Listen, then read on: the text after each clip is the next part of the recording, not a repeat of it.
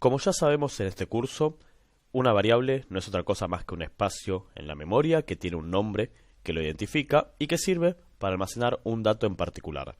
Por ejemplo, podríamos venir a nuestro bloc de notas, crear un bloque de código PHP y guardarlo como 01 funciones.php y podríamos crear una variable que se llame nombre, que almacene el dato Germán, y otra variable que se llame email y almacene la cadena de texto germán@email.com, y estas dos variables se van a crear en la memoria y van a almacenar la información que corresponda. De la misma manera, en programación podemos trabajar con funciones.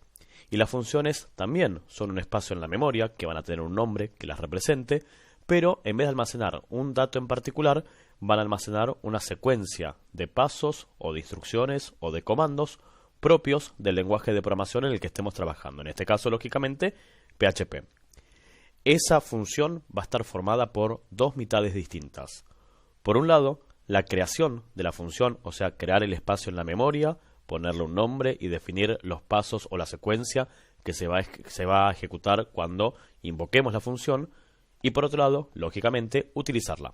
Llamar a esa función una o mil veces, tantas veces como sea necesario.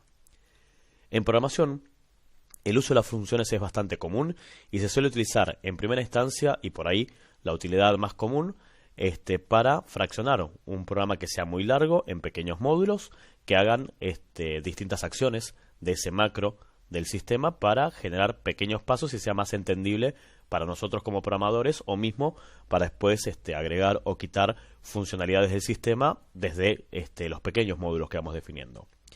La segunda posibilidad es escribir el código que se repita en más de una interfaz una sola vez y luego ejecutar ese código tantas veces como sea necesario. Por dar el ejemplo más claro, podríamos hacer una función que verifique si un correo electrónico es válido o no es válido, acorde a si está formado por un nombre de usuario, arroba, un dominio, y esa verificación la podemos utilizar cuando el usuario se da de alta en el sistema, en el registro, que nos pone su correo electrónico, pero también la podemos necesitar cuando el usuario actualiza sus datos para ver si, una vez que modifica la información, realmente nos escribió un correo electrónico, y suponiendo que en la plataforma el usuario accede con el mail, también la podremos utilizar en el login. Ahora bien, en vez de escribir esta rutina de verificar el correo electrónico 3 veces distintas, una en el registro, otra en la modificación de datos y otra en el login, podríamos escribirla una única vez y simplemente ejecutarla en esas 3 interfaces. De forma tal que si más adelante modificamos la manera en la que verificamos este correo electrónico, tenemos que ir a un único lugar a cambiarlo. Pero lo que sucede es la misma acción después en las 3 pantallas en las que utilicemos la función. Y una tercera posibilidad, que por ahí no es la más común, pero tengamos presente que podemos hacerlo, es utilizar una función como un alias o como un atajo de otra función que ya exista en el lenguaje, pero que probablemente sea o muy largo su nombre, o complejo de acordarse cómo se llama, o que tenga algún nombre complicado. Esto en algunos lenguajes de programación es común, que algunas funciones tienen un nombre exageradamente técnico y después acordarse cómo se llaman o acordarse qué información espera es un poco más complejo, por lo cual podríamos crear nuestra propia función que adentro llame a una función que exista en el lenguaje. De hecho, la mayoría de las funciones están formadas por otros comandos que sean propios del lenguaje. Entonces, nosotros vamos a crear nuestra primera función como para probar esto, y para eso vamos a tener que definirla en la memoria. ¿Cómo lo vamos a hacer? Lo vamos a hacer por medio de la palabra reservada function o function, como quieran decirlo, y va a estar seguida por el nombre que va a tener la función en la memoria. Por ejemplo, la función test. La palabra reservada function lo que le dice al intérprete de PHP es que estamos creando esta función que tiene que reservar un espacio en la memoria y que se va a llamar de esta manera. Luego, a continuación del nombre, van a venir una serie de paréntesis, paréntesis que abre y paréntesis que cierra, que por ahora no le vamos a dar mucha más utilidad que la cuestión estructural de que la función se crea así, y más adelante le vamos a dar una utilidad. Y pegado al paréntesis que cierra, como sucede con todas las estructuras del lenguaje de programación PHP, un conjunto de llaves que abre y que cierra, que adentro van a tener todo el código que queremos ejecutar cada vez que llamemos a la función test. Va a estar formada lógicamente por todo lo que vamos a ir aprendiendo a lo largo del curso o lo que ya vimos, como pueden ser las estructuras de control o de repetición, o mostrar mensajes, o incluso invocar a otras funciones, etc. Por hacer un ejemplo, vamos a hacer que nuestra primera función sea la función saludar.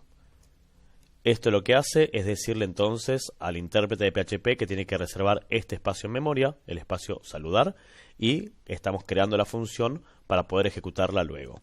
Y entre llave que abre y que cierra, vamos a hacer todos los comandos o las secuencias que queremos ejecutar cuando se llame a esta función. Por ejemplo, mostrar simplemente un mensaje que diga: hola usuario, bienvenido al sistema. Punto y coma para finalizar la instrucción. Y voy a ir al navegador a probar a ver qué sucede con esto, ¿sí? Actualizo la carpeta de ejemplos, abro el archivo de funciones y podemos ver que no sucede absolutamente nada. Esto porque las funciones están formadas por dos partes.